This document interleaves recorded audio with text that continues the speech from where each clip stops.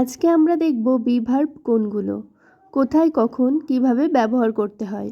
Am, is, R, was, wire এগুলো কোথায় ব্যবহার করতে হয়। তো প্রথমেই বলি অ্যাম, ইজ, আর হলো বি ভার্ব। এগুলো সেন্টেন্সের সাবজেক্টের পরে বসে। যেমন I am going to school, এখানে আই হলো সাবজেক্ট আর তারপরে অ্যাম বসেছে। অ্যাম শুধুমাত্র আয়ের পরে বসে, যেমন আই অ্যাম এ স্টুডেন্ট। এরপর আমরা দেখব আর কোথায় বসে।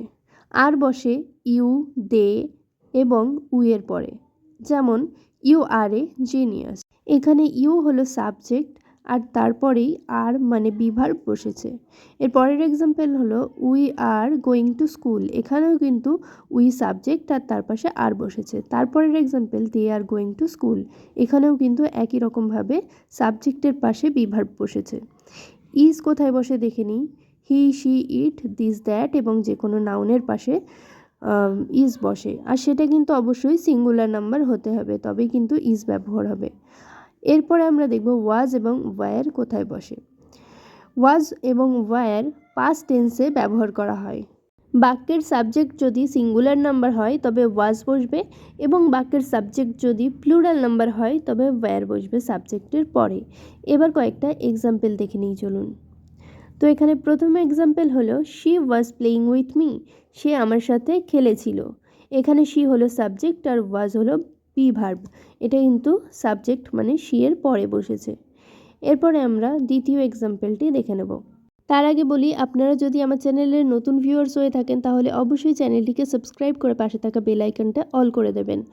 এবার আমরা পরের এক্সাম্পলটা দেখে নেব। They were going to school, তারা স্কুলে গিয়েছিল। এখানে দে হলো সাবজেক্ট আর ওয়্যার হলো বি ভার্ব, একই রকমভাবে কিন্তু সাবজেক্টের পাশে বি ভার্ব বসেছে। এবার আমরা যত কিছু পড়েছি প্রথম থেকে, মানে যতগুলো বি ভার্ব পড়েছি সব কিছুর ওপরে একটা করে এক্সাম্পল দেখে নেব। আর এখানে দেখুন লেখা আছে প্রথম এক্সাম্পলে আই এম স্টুডেন্ট, আমি একজন স্টুডেন্ট। আই হলো সাবজেক্ট আর সেই অনুযায়ী এর পাশে বি ভার্ব বসেছে অ্যাম। সবসময় কিন্তু আয়ের পাশে অ্যাম বসে। এর পরের এক্সাম্পল হলো হি ইজ আ টিচার, সে একজন শিক্ষক। এখানে সাবজেক্ট হলো হি এবং বি ভার্ব হলো ইজ। হি এর পাশে কিন্তু সবসময় ইজ বসবে। এবার আমরা দেখে নেব 3 number example. She is writing a story, সে একটি গল্প লিখছে। এখানে শি হলো সাবজেক্ট এবং এখানে বি ভার্ব হলো ইজ। হি এর পাশেও ইজ বসবে, শি এর পাশেও কিন্তু ইজ বসবে। এরপরের এক্সাম্পল হলো ইট ইজ আ ট্রি, এটি একটি গাছ। এখানে ইট হলো সাবজেক্ট এবং বি ভার্ব হলো ইজ। এর পরের এক্সাম্পল হলো this is a new car, এটি একটি নতুন গাড়ি। এখানে দিস হলো সাবজেক্ট আর ইজ হলো বি ভার্ব। আর এরপরের এক্সাম্পল হলো Ram is an honest person, Ram একজন সৎ ব্যক্তি। এখানে রাম হলো সাবজেক্ট এবং ইজ হলো বি ভার্ব। যে কোনো নাউন কিন্তু সাবজেক্ট হিসেবেও কাজ করে। দ্য মুন ইজ শাইনিং, এখানে দ্য মুন হলো সাবজেক্ট এবং ইজ হলো বি ভার্ব।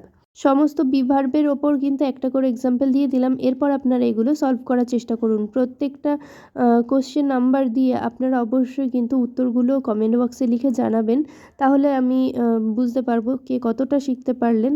আর অবশ্যই যার উত্তর ঠিক হবে তার কমেন্টে অবশ্যই আমি রিয়াক্ট করার চেষ্টা করব এবং রিপ্লাই করার চেষ্টা করব। আর এখানে প্রত্যেকটা বি ভার্বের ওপরেই কিন্তু একটা করে আমি এখানে কোশ্চেন দিয়ে দিচ্ছি আপনাদেরকে। প্রত্যেকটা দাগ নাম্বার দিয়ে আপনারা অবশ্যই কমেন্ট বক্সে জানাবেন, তাহলে আপনাদেরও অনেকটা প্র্যাকটিস হয়ে যাবে এবং নিজেরাও বুঝতে পারবেন যে আপনারা কতটা শিখতে পারলেন।